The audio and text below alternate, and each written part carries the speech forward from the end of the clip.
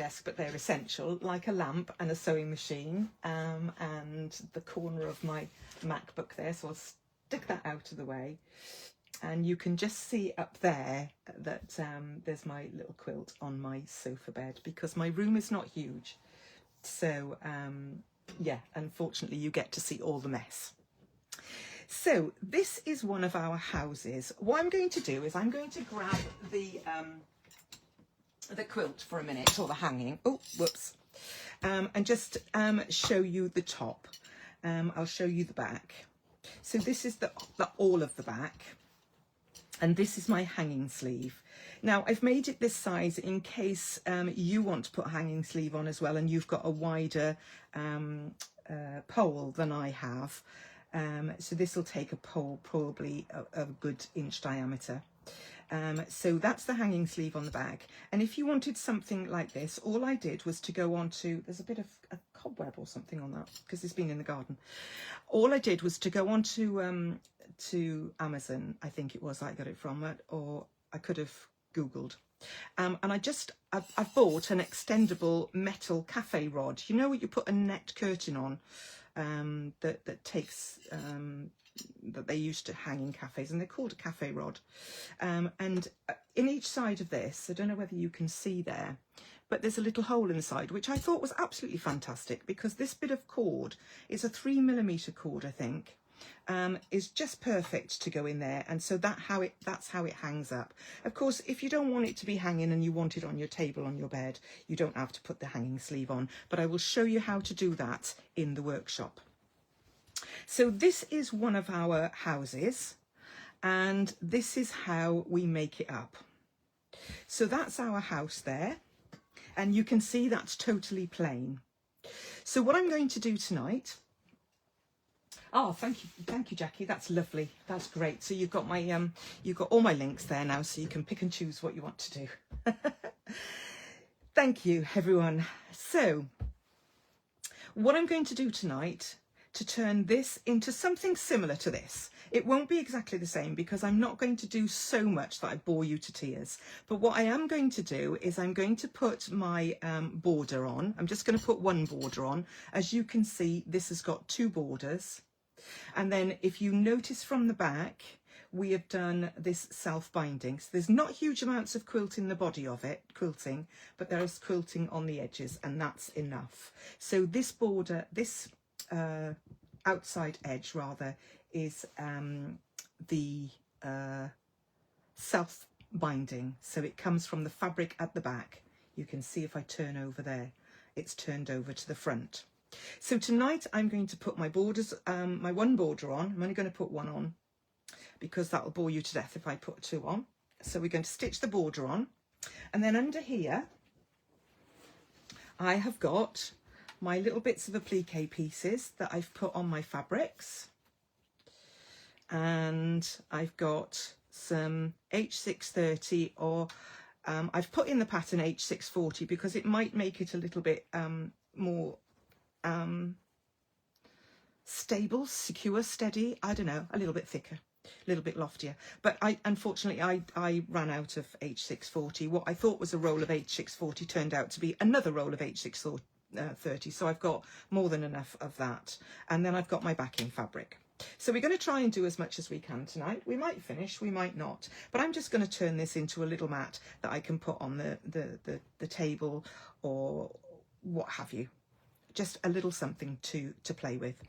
So I'm going to, excuse me a minute while I put this back up out of the way, because if I don't put it out of the way, it'll fall on the floor. You know what it's like. So I'll turn my machine on. I'll turn my iron on. They're all here in the corner. Is that a good enough view? Slipping in at the back again.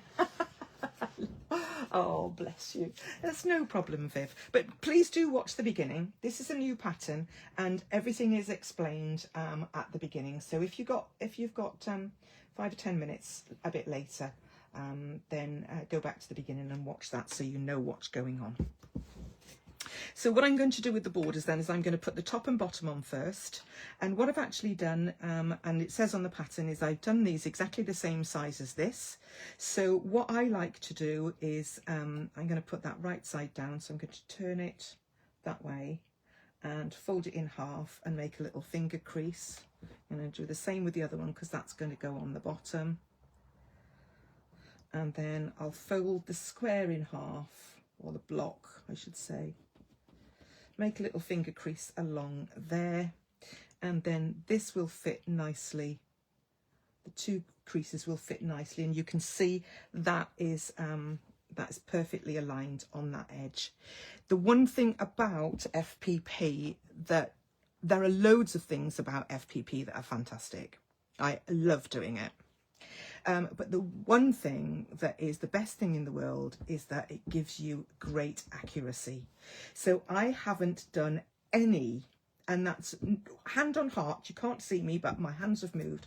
Hand on heart, I have not done any trimming on this block. FPP just makes it really nice and accurate. So I am going to take this to my machine. I'm going to turn down my stitch length because I was doing longer length earlier on, and I'm just going to sew. So this is going on the top, and then we'll put the one on the bottom.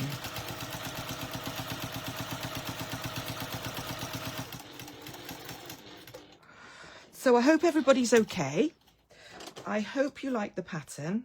Tell me what you think, and if you like the look of it and you fancy a workshop, then I'm really excited about it. It's going to be fantastic, and it starts in September, as I said. So the children have gone back to school, everything's settled down after the summer, and it'll be a lovely little project to do at the weekends. So again, at the bottom, I've put a little crease in the bottom, and I don't know whether you can see, but there's a little crease in there halfway along. I put one on top of the other and a couple of pins. Now this one, and I thought this one would be, this one is slightly bigger, but it's not my block that is out of sync, it's my cutting on this. So I could trim that off if it really bothered me, but it's not going to be much. So there's one on the top, and I'm going to pop this one on the bottom. You can see the machine here, I hope.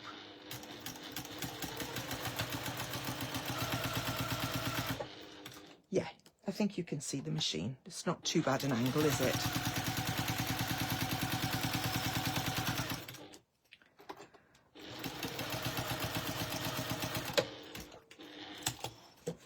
So that's that one.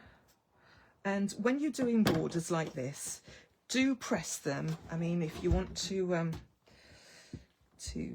just put the machine over your stitches there as well, and just do that, then that's fine. Do press them though, because then it means the ones on the side go really nicely. So that's that. Now I'm going to do exactly the same with the side ones. So fold your piece in half, finger press, fold your piece in half, finger press, and this means that your block stays nice and square. Now as we're putting it down right sides together, I'm going to fold this in half wrong sides together, so I get that little valley there where I've finger pressed it, and that little valley can go into this little valley right in the center. So put one pin there, and then yes, the cutting of my border is not as accurate as I would have liked, but it can still be trimmed. There's nothing wrong with trimming. I'm not saying that, you know, if yours is not exact, then you shouldn't have to trim. What I'm saying is that FPP makes it much easier to get more accuracy. There's obviously nothing wrong with trimming if you have to. And I often say it, but this is not a dress or a skirt or a jumper. It doesn't have to fit anyone. So if it happens to be 1/8 of an inch smaller, who's going to even notice? And so that's the third side on, and just because I'm in the habit, I'm going to press that one open as well. So there we go, that's that one. And then we've got our little crease there. So I'm going to put this wrong sides together and finger press. And then we can put those two little creases together, one on top of the other, so that we know we're exactly in the center. And then it's not wrong or a problem or anything if you want to cut your border pieces a little bit bigger and then trim them off. It's not wrong at all. Don't let anybody tell you that it's wrong. It's only that a few people have decided you shouldn't do it. But I'm not one of them. It's just this is the way I've been taught, and it's always the way that I put on my borders.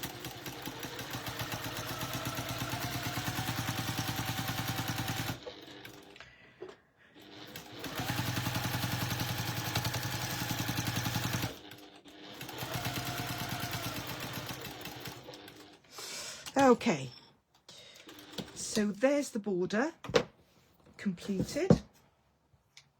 On the pattern, we put on another border. You can put on as many borders as you want to. And you can make them bigger, smaller, whatever you want. So there's our house bordered. The next thing we have to do... Oh, don't worry about being late, Sue. It's great as we really make them our own. Absolutely, Sue. You can make it exactly what you want to make of this. I've given you the basic pattern and I've given you some ideas, and you can just fly with it. So all I'm going to do is adhere the H630 or 40. You can use wadding, you can use felt, you can use a bit of fleece, you can use just whatever you have in your stash. So don't go out and buy anything special.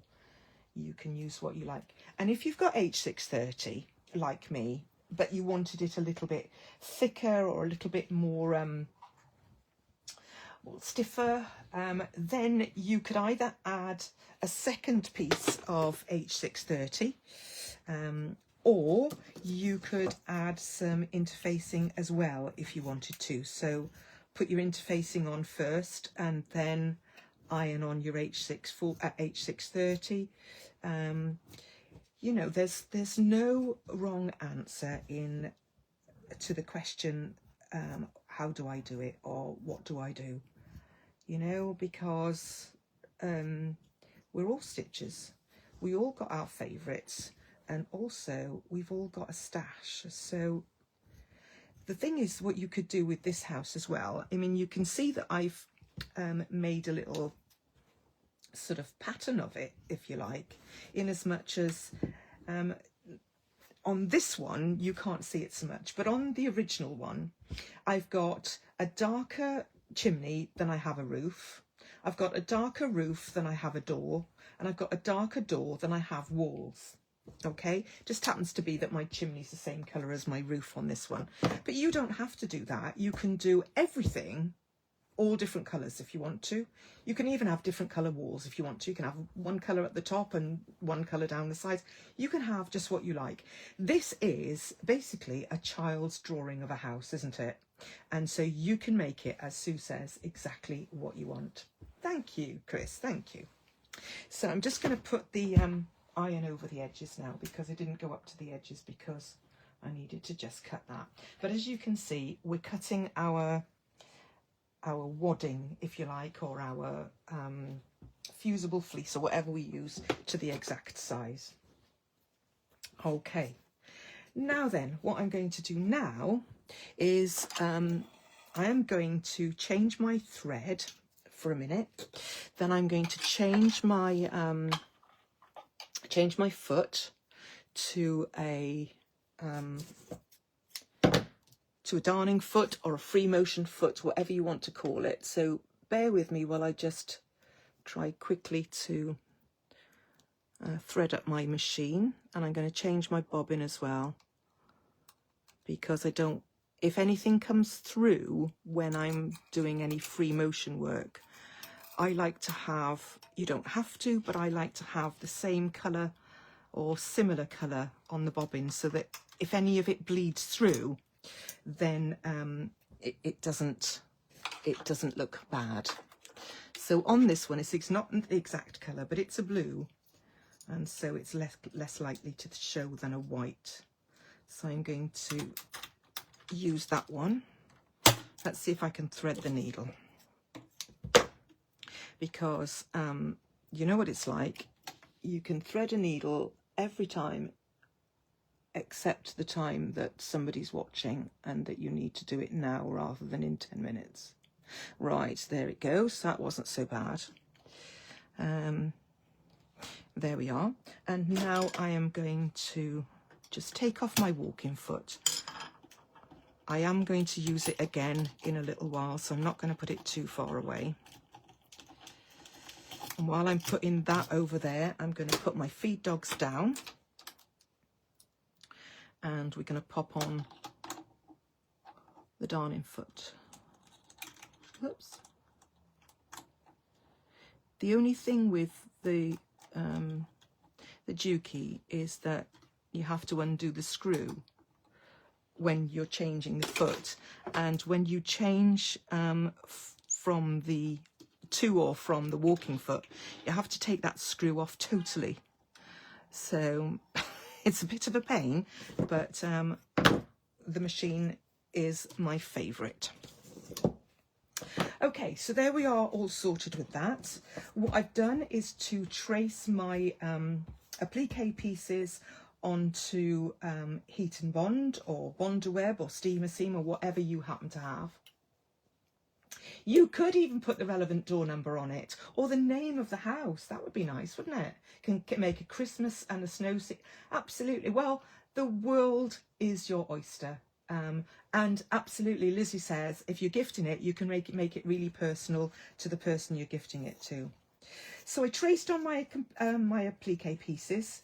And as you can see, just a little reminder about applique, with the pieces, I've cut them out outside the lines, and then I've ironed them onto my fabric, and now I'm going to cut them on the lines.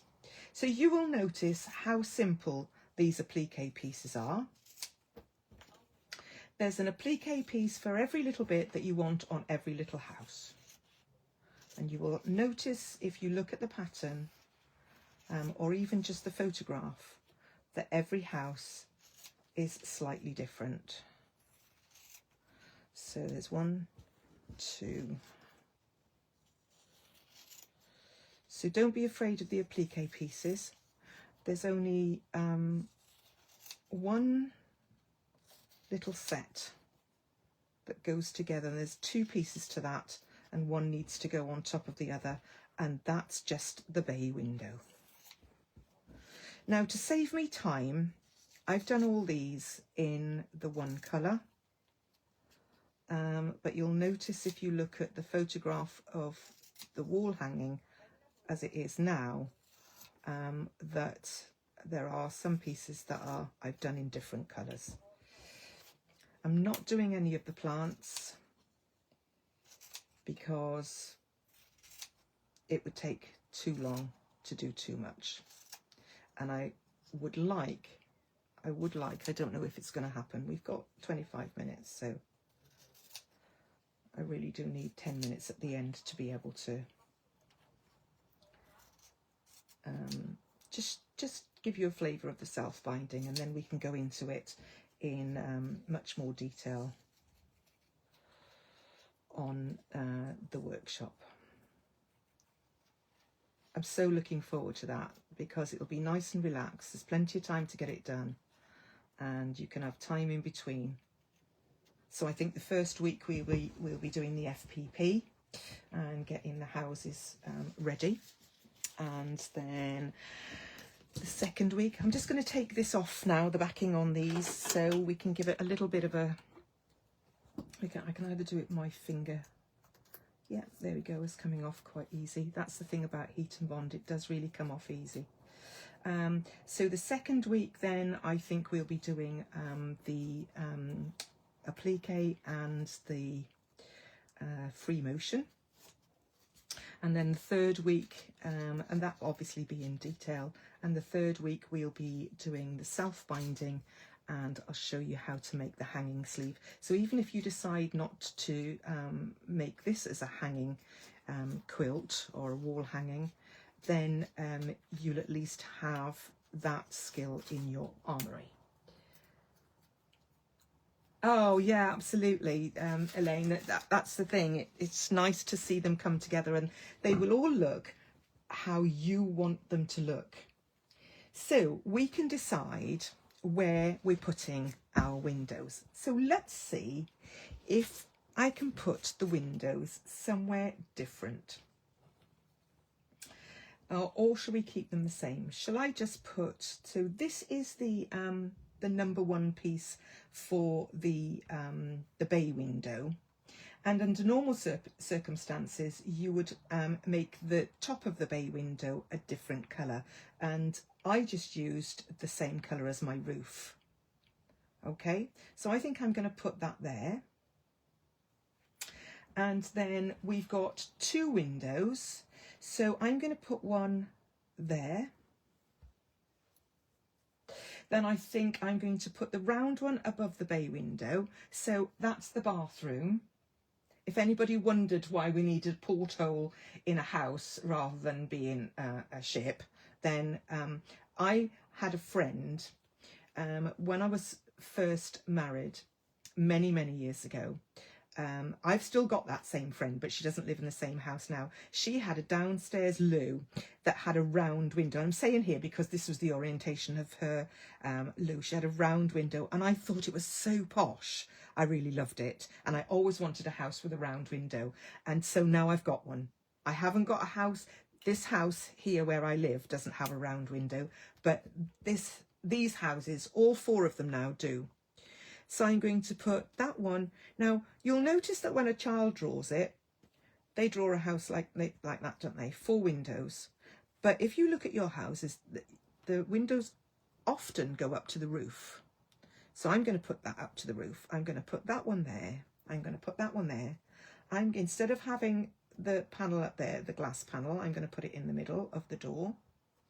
And then a little roof over the top of that, which I did on the other one. I'm actually going to make that straight because I obviously didn't trace that very well.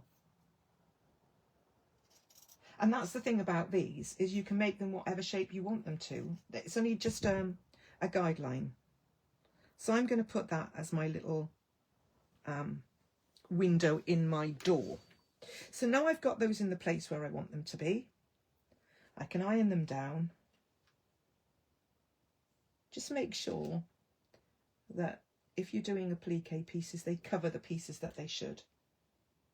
There's another thing about heat and bond as opposed to some of the others. And I'm not going to decry any of the others, but heat and bond, if you decide one of these pieces in the wrong place while it's hot, you can take it off and put it back down. And if it's cooled, you just heat it up again and you can remove it and put it back down. Okay, now I've noticed that this one is not straight. So I'm gonna, that's cooled a little bit, but it's still warm. I'm gonna put that one back down and iron it on again. And then we're going to go to the machine and have some fun. So I'm all set up for doing some free motion stitching.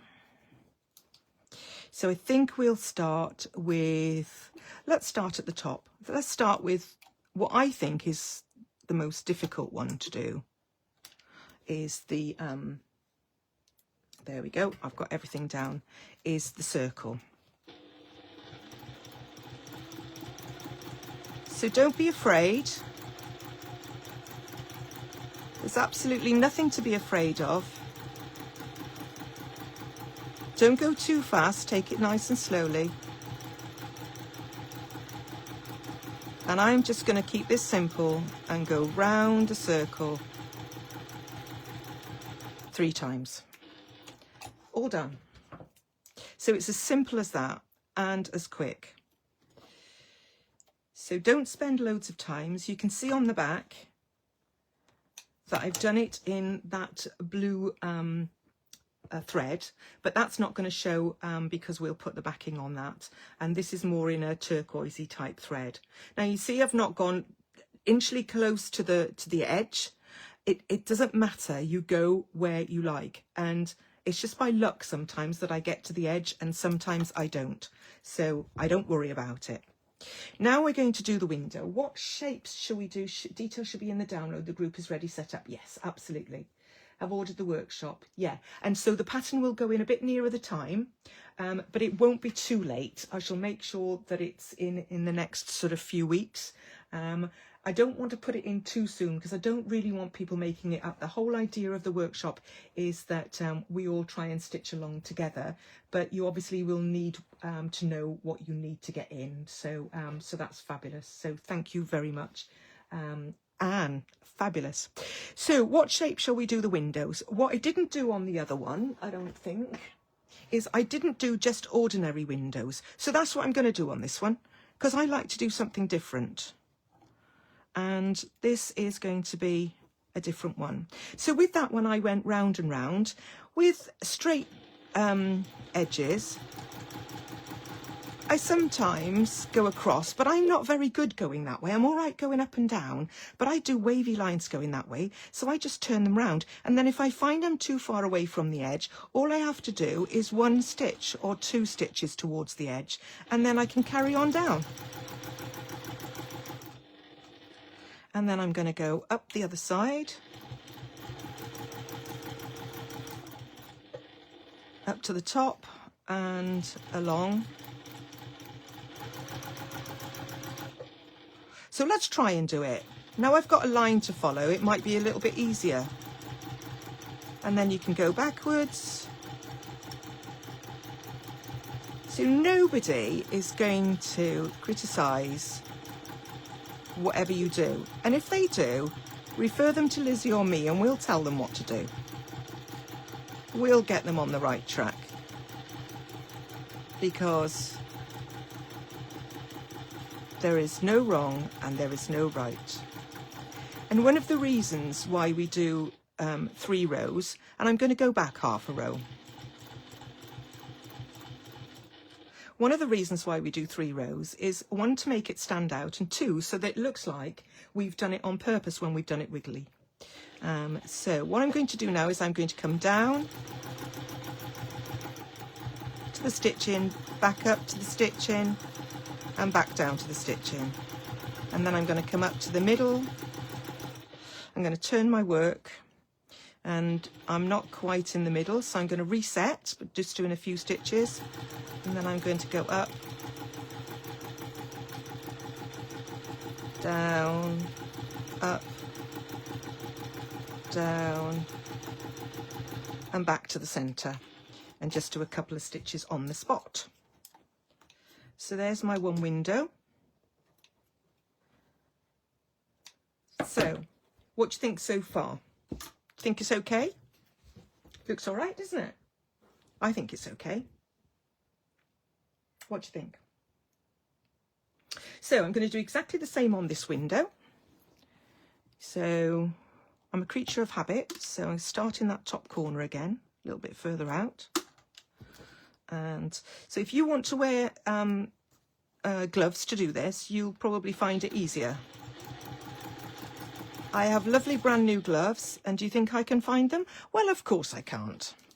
But do you think I'll find them after I've done this? Yes, probably. Tomorrow morning when I'm looking for something else. I found them a few weeks ago, put them safe, and I've gone straight back to that place and they've walked off on their own. So I have no idea where they are. So now I've done one line, I can follow that when I go across. That's not a bad little tactic. That's a top tip. And if you still go wiggly, well, does it matter? if you saw some of the workmanship in some of these modern houses that are built, they're all a bit wiggly. I remember when my house was new, 25 years ago, we had scaffolding up before it was a week old, because they'd done the, they'd made a big boob on the roof. Whoa. So, I did a massive stitch there because I wasn't concentrating. I'm not in the middle of my window, so I'm going to come across just by a stitch and a half or something, and then I can do my downward split, as it were.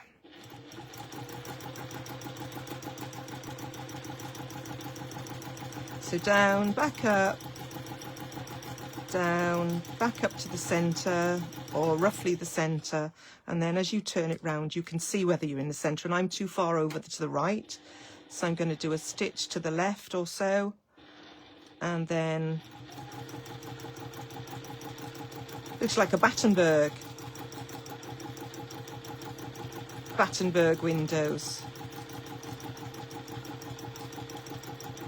and then back up to the centre, a couple of securing stitches, and there's the second window. Oh, the third window even done. We're flying along. So cut off your edges. There's no need to sew them in. Your edges, your threads. There's no need to sew them in because you've done those securing stitches and it's not going to go anywhere. Right, next I'm going to do the door. So I'm going to start with the little roof of the window, like you sometimes see. And I'm going to turn it so I've got my straight edge. And then I'm going to go backwards up the other side, turn again, and come down this way. So I'm going to go round there. I'm sorry if my hand is in the way, it's no other way I can hold it. That's the second time. This is the third time. And then I'm going to do a little bit of decorating.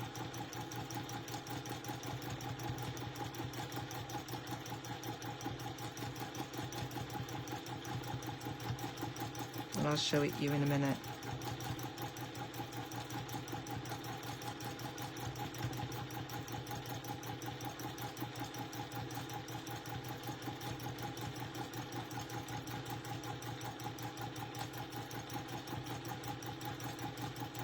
So by no means perfect, but it's all right for me. And then what I'm going to do is take my needle out and just to pull a little bit of slack so that I can go round the window frame. And I just pull that thread out of the way with my seam ripper. And I can go in there, do a couple of stitches, and then go down. And then skip over one to get closer to the edge. And this time I'm not doing one on the top because it's underneath the roof.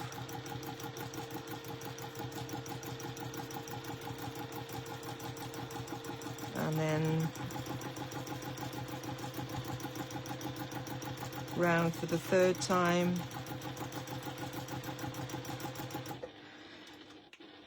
And that's the door finished.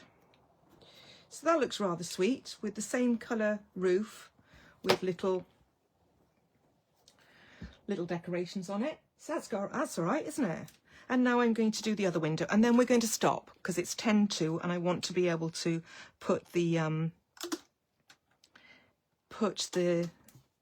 backing and the binding on. Well, do the backing and the binding. So I hadn't realised that I do this, but when I was doing this last weekend, or the weekend just gone, I realised what I do is to do my one outline first by turning, and then I find that I can follow those lines in all the directions then, so I don't have to turn again. So if you find doing your free motion difficult in different directions, try that little tip, because you might find, like me, you can stay to the lines a little bit better. So I'm going to do something similar to this roof, and I'm going to go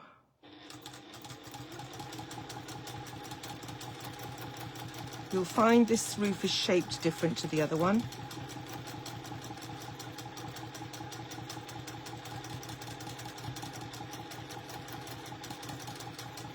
And you'll see the shapes when you do it yourself. So again, I'm going to, oh, I've caught the thread there for a minute. So let me cut that off. Have a look what's going on the back.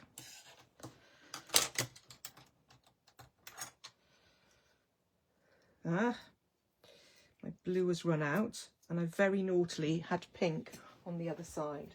So I'm very naughty on doing that, but I have blue somewhere else. So I'm going to put another, it's probably something I did on the spur of the moment, and it's not a good idea to add different colours on your, but at least it stayed until the end, or until that little bit was finished. So don't do as I do, do as I say. Did your mother used to say that to you when you were young? Don't do as I do as I tell you. So let's pop that thread under there. It's a little bit wiggly, but it'll go. Oops, come on. Okay, we'll leave you out then if you don't want to go. So we're going to reattach our... So there's my little roof. I'm going to reattach my thread down the bottom now, so I can do the window. I'm going to leave my needle down and put my foot up so I can take that thread underneath. Sorry, I just hit the phone with my head then, just to get that thread out of the way. That's it. Okay, so here we go. And the bottom, this one is shaped a little bit, as a bay window is. And up that little slope and up the other side.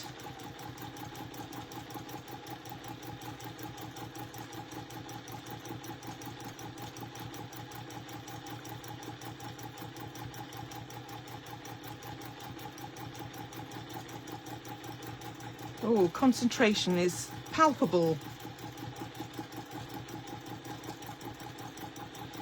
And then I'm going to go down a little way, and I'm going to come across at a very slight angle, stop there, go straight, stop there, and come down at a slight angle. And then I'm going to follow that backwards.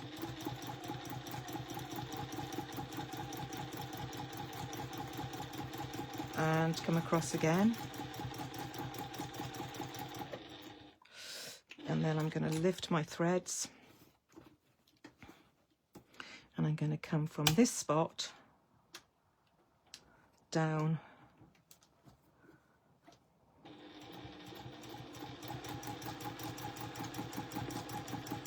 to break up those windows there. So I have to be perfectly honest. I've never lived in a house with bay window. And I've seen millions of houses with bay windows, probably literally millions of houses with bay windows. But do you think when it came to drawing it, I could remember the actual shape? Do you ever find that when you can't remember? Pattern fabric for curtains would be nice. Oh, absolutely, Judith, very posh. I couldn't remember, so I had to kind of look at some photographs of a bay window, and then I came up with something that kind of amalgamated all the ideas in the bay windows, because you'd never believe how many different ones there can be. So there we are. Those are all the windows done, and I'm going to leave my decorating of my home now, because it's my home, because the windows are very personal, aren't they? So this is my home now, and I'm going to leave it just like that. I'm going to put the iron over it where I've been scrunching it up, and now I'm going to find some 505 spray. I usually keep this in my window, and I suddenly realised the other day that it was so sunny and hot that keeping this in my window is really probably not the right thing to do. So I'm going to put my house in the centre of my backing. The pattern will tell you to do this slightly differently so that you get yours really accurate. Then I'm going to turn that down and put some 505 spray. Yeah, lovely little bits of patterned fabric.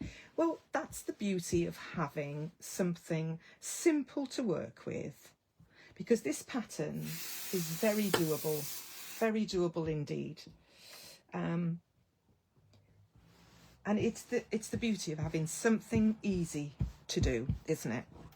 So I am just going to flatten all that out, because even though this is only a little piece and it's only a little demonstration piece, I still want it to look as really nice as possible. So make sure the backing of all your quilts is really nice. And as you can see, there's nothing down those sides. So I'm going to quickly, now I'm going to be running a bit late. However, if there are those of you that don't mind, you can stick with me. If there are those of you that don't want to stick with me, you can watch back. But I'm just going to at least show how to do a little bit of the backing and the binding. But really what I need to do first is I'm going to do just one row of quilting on this. So I've put my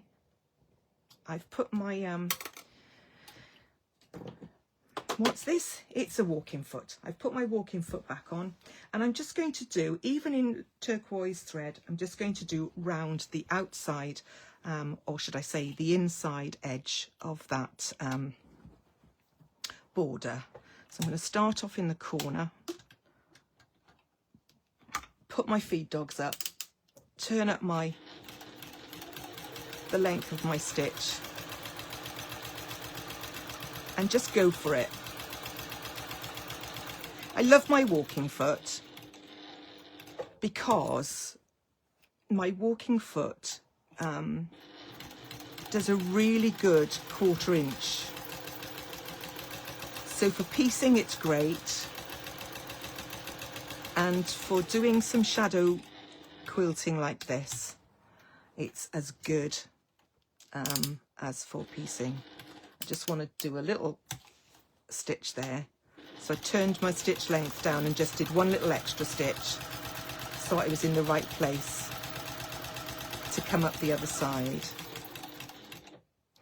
Now all I did on the big wall hanging was some stitching on the borders. If you want to do some stitching on the house, you could actually go around your house. You could do some quilting on your roof, just go around your roof. You could do whatever you want to. And so I am going to snip those off, and I'm going to pull them through, because I like to, what did I do with my seam ripper? There it is, right in front of me. I like to pull them through and then tie them off and sink them in true quilter style. You don't have to. There are no laws of the land about whatever you do. And I'm sure if a traditional quilter saw me do this, they'd say that I was doing it wrongly. But do you know what? I don't mind. I really don't mind at all. So this one I'm going to pull up, and I'm just going to tie them off, but I won't sew. I'll just do it after. I won't sew them in until later. Right, so let me pull that one through. Why is that not wanting to come through? There we go. That's out of the way. It's still not wanting to come through. I'll tell you what I will do is get a little needle and make it go through. See, we have to decide who's boss when we're sewing, and unfortunately for the stitching, it's me. So what we're going to do now is to just do our binding. So I'm going to get my iron ready, and with this won't be even because I haven't measured it and I've only looked by eye, but I'm just going to do it because you can see what I'm doing. So I have taken the outside of the backing fabric, so that edge, and I've folded it so that it's flush with the edge of the quilt. Can you see that? This is flush with the edge of the quilt, and I've ironed it. If you want to glue it or use quilter's tape, you can do that. No shame in that at all. And then I'm folding it over a second time over the top of that border. And I'm going to find a couple of clips on my starburst, and I'm just going to put a couple of clips in there to hold that. So if you've got to go, you go. I'm going to hang on for a few minutes just to make sure that I've shown you some of this and you can look back. So at this corner, we've got it flat here. We've gone right off the end. And what we're going to be doing at this corner is taking this corner and moving it over here on a diagonal fold, so that this fold here comes flush to the quilt. And then I am going to press it. Now if you want to put a dab of glue in there, that's a really good idea, but I'm not going to look for my glue now. And then this edge, the second edge, I'm going to fold and press. So make sure that's all nice and flat.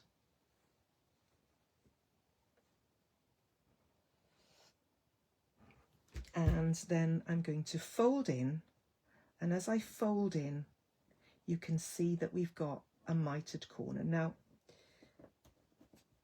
what I like to do is to get my pokey tool and to just hold that there and fold it over, so I've got a really nice mitered corner. Bear with me a second, I know my hand's in the way. And then when you've done it nice and neatly, it will line up. But of course, because I am now over time, then it's not going according to plan. But hey, you know. So fold it in again, and we'll see if this corner goes any better. So fold right to the edge, so it's a double fold. You can see there's a double fold here. And then I'm going to pop a clip on there, just to hold that. I'm going to bring this, so make a mark if you want to. A crease is always good. Bring that fold up in the corner. Fingers crossed. No, we're not going to hurry. If I'm 2 minutes later, just as well be 10 minutes late, haven't I? And then we're going to fold up once. See what happens there is that wants to move when you're folding it up. So a little dab of glue. Shall we put a little dab of glue on?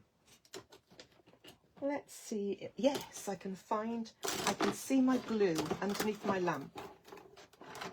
You say that's a funny place to keep your glue. Well, it wasn't deliberate. So what I'm going to do is I'm going to get some T2, and I'm just going to put a little dab of glue, if it will come out. And you know HT2. This is the Gutermann HT2 glue. I swear by it. It's the glue I use all the time. Now you can see that I'm not holding that, and it's already drying nicely and staying in position. So that might be the way to go.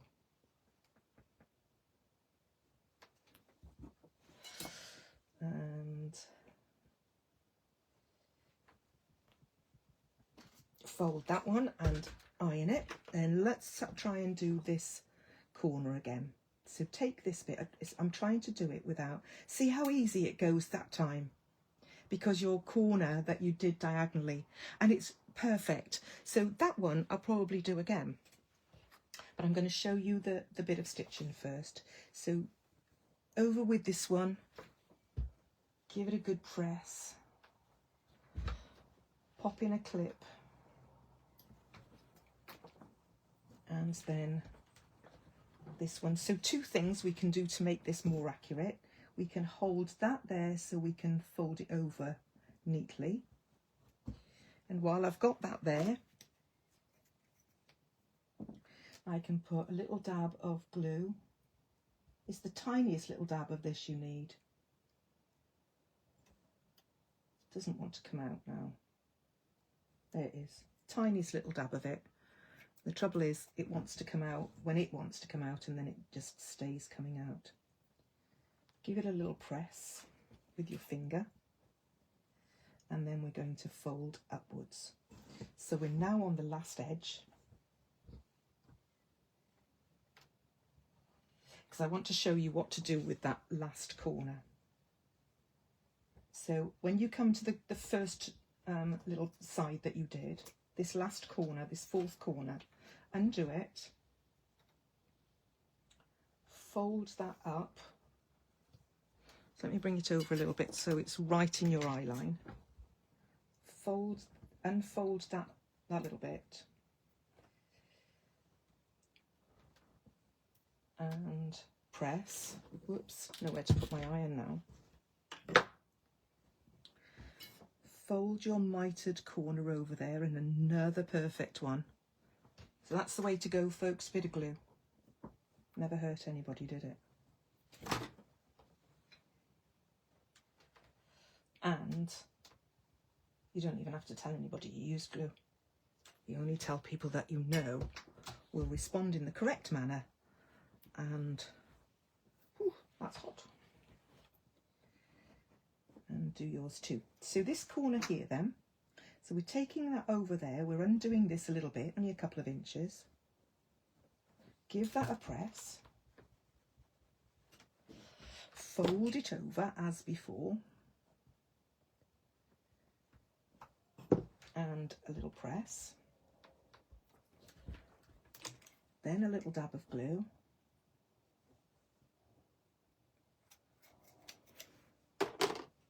Fold it over and hold it down. And then you've already folded this, so you can fold it in. You've already done it, so fold it over, and hey presto, another perfect corner. A lovely mitered corner. Clips, please. Louise, that one's broken. Okay. So what I'm going to do is I'm going to go back to the first corner we did, and I'm going to do it better. So fold it over and grab myself a bit of glue.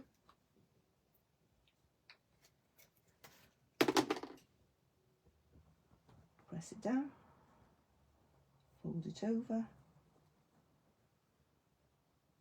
fold it over again, and we've got that lovely mitered corner. And now all we do, so I want you to see this finished. Let's take this to the machine, up your stitch length to 3 millimeters, whatever, if you haven't upped it before. And I'm going to start at the bottom on this one edge. And I'm going to go right to the very edge. So this walking foot is about 1/8 of an inch over the edge of this. Well, probably less than that. And so with the needle, it's going to go just about 1/8 of an inch inside. So we're just going to stitch.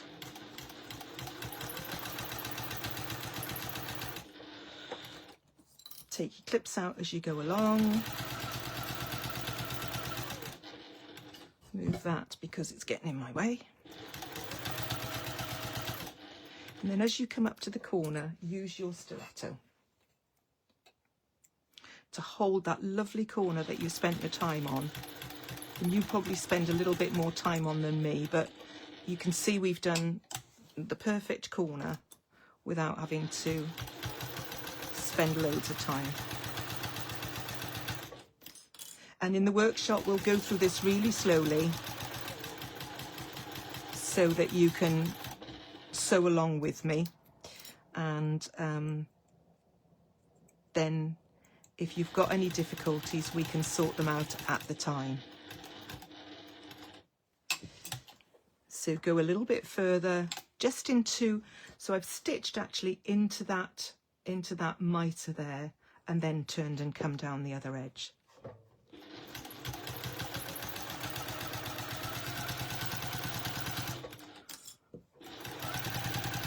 So we're now on the third side. So once you've done the folding and the clipping,